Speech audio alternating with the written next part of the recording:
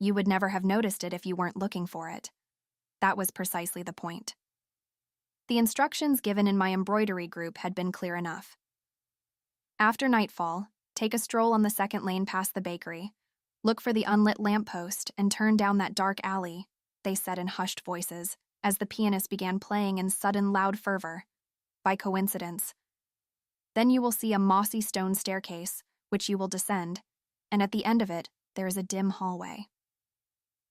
She lives through the set of green doors on the left. The doors are tall and French like my husband's mistress, but peeling and weathered.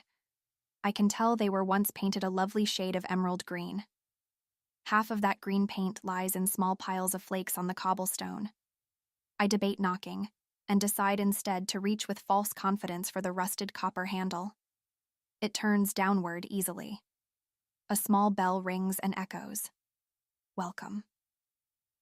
On the posters, she is grotesque, an example of how time and sin turn a person sour, but in person she has the kind of enduring beauty you can't tear your eyes away from.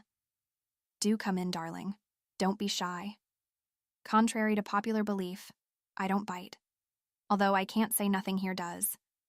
Her voice is like a wind chime, melodic and resonating, barely brushing over the crashing waves of her words. I wonder if I'm here too long if that voice will drag me out to deep sea. Or did that only work on men in the myths? Take a seat, love. Yes, there is perfect. Would you like a cup of tea? Well, it's never too late for tea, is it now? I enjoy it late into the night myself, but maybe you've been raised more proper than that. Here. The cup is warm, not hot. If she noticed my shaking hands when reaching for it, she didn't say a word. It takes more than a few seconds for my eyes to adjust to the warmly lit room after a dark and shadowy street. Among her many talents, it cannot be said that she was a good decorator. The shabby boards of the walls are empty, but for an assortment of faded newspaper clippings from the highlights of her anonymous career. Obituaries, mostly. A tattered blue curtain with tassels hangs behind the armchair she's perched in, dividing off part of the room. Eccentrically painted shelves house arrays of books and bottles of objects my gaze prefers not to settle on. She would have been called a witch for her collections had she not already acquired numerous more colorful nicknames by the public. The only item of some value is worn loosely around her slender wrist, a heavy and ornate gold watch. The kind of thing that would make a petty thief stay to see glinting underneath a man's sleeve in the street. She catches me admiring it and smiles thinly, holding up her arm up to eye level. Isn't it a beauty? It was my first husband's, this watch. On the 10th anniversary of his death, I'm going to smash it to bits and melt the gold into a necklace for myself. I deserve a little gift from him, I think. Her laugh unnerves me, but I find myself too curious to be afraid. I politely say my condolences for her husband's death. Oh, darling, don't be sorry that that man is dead. The one good thing he did was to be the inspiration for the charity work I do. I haven't always done this. I used to be an actress, a leading lady of the stage. Men would come from all over the city to see my shows, for I was beautiful then. Sometimes after the shows they would approach me, usually blind drunk, complimenting my dress or what was underneath it, asking for a kiss or a drink or a night. And sometimes they didn't ask. My husband became my husband not because he asked, but because he damaged me, and he was rich enough to get away with it and clever enough to know that marriage was my only option. She smooths down the skirt of her maroon dress, then looks up at me with a solemn expression I can't fully read. It isn't hard to believe she was once a sought-after woman. Though sunken in age, her cheeks are smooth and her face looks as though it was hand-carved out of porcelain by God. Her hair is twisted into a dark crown atop her head, secured with metallic pins. Her eyes are like a cat's, but not a house cat. No, definitely not. Like those of a tiger that has been left to go hungry for far too long. I will her to continue talking and not look at me with those eyes again. We sip our tea in unison, upholding our masquerade as ladies. She takes in a breath. He said he loved me, and at the beginning I believed it. He may have loved me. He certainly desired me. I think mostly he loved seeing the desire and jealousy of other men when he told them I was his wife, but that got old fast. So did I in his eyes. When it had been a year and I still had not given him a child, I turned ugly to him and he acted ugly accordingly. One night, he came home from the pub talking about how the other men's wives had filled their houses with children by now. He spoke of babies like cattle. Then he threatened that he ought to tell the whole town that I was secretly a whore and leave me. I should have kept quiet and obeyed and smothered him in his sleep, like a good wife. Instead, I promised him that as long as I was alive, I would never let a child be born cursed enough to have him as a father. I'm sure you know what happens next, or otherwise you wouldn't be here, my darling. She traces a scar on her chin that I hadn't noticed before, extending along her jaw to the start of the delicate bones of her neck. I imagine it snaking around the rest of her throat in a ring, strangling her pale skin, and my breath catches. It looks as if lightning struck her. She was struck, though not by something as rare as lightning. I instinctively touch my collarbone where I know without looking there is a ghastly bruise.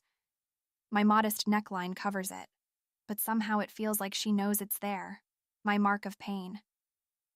I hope it goes away quickly so my husband does not think me unsightly.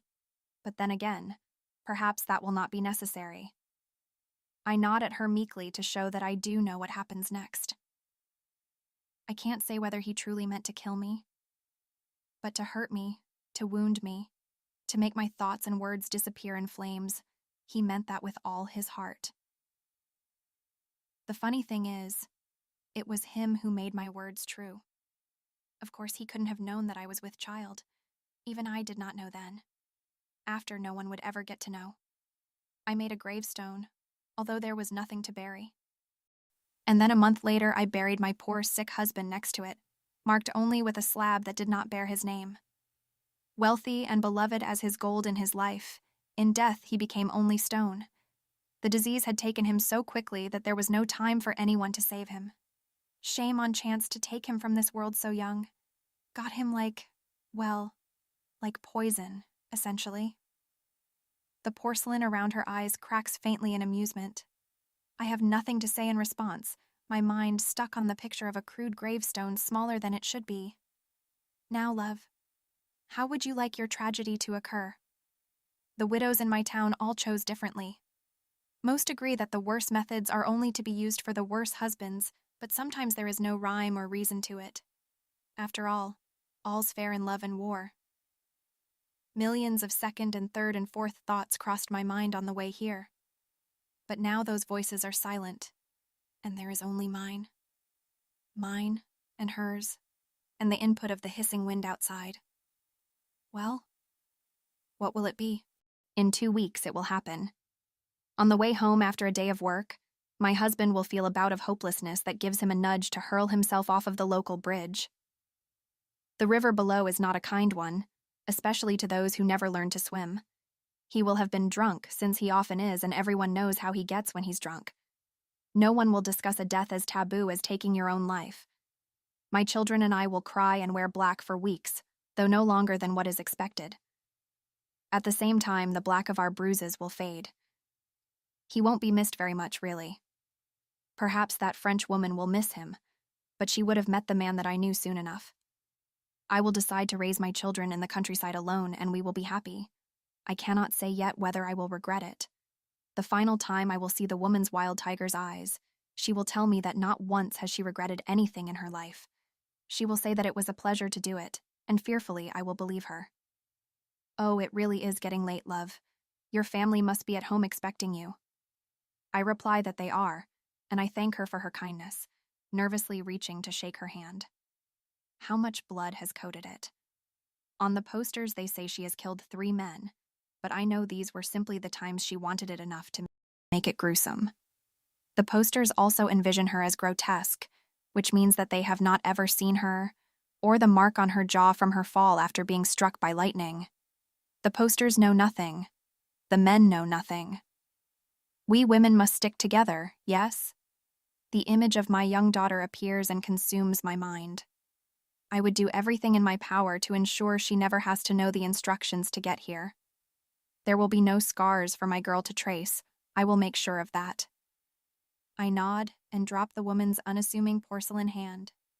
Beneath the sound of her wind chime voice is a softer noise I hadn't paid attention to before, almost like a breeze rustling through dying trees, overlaid with the humming of the earth. It is separate from the wind and the rushing of my blood. She notices my piqued interest, and rather than say anything, stands, chuckles, and regally draws back the tattered blue curtain behind her. In view now is a cage, filled with twisting and writhing scaled bodies, hissing and competing with each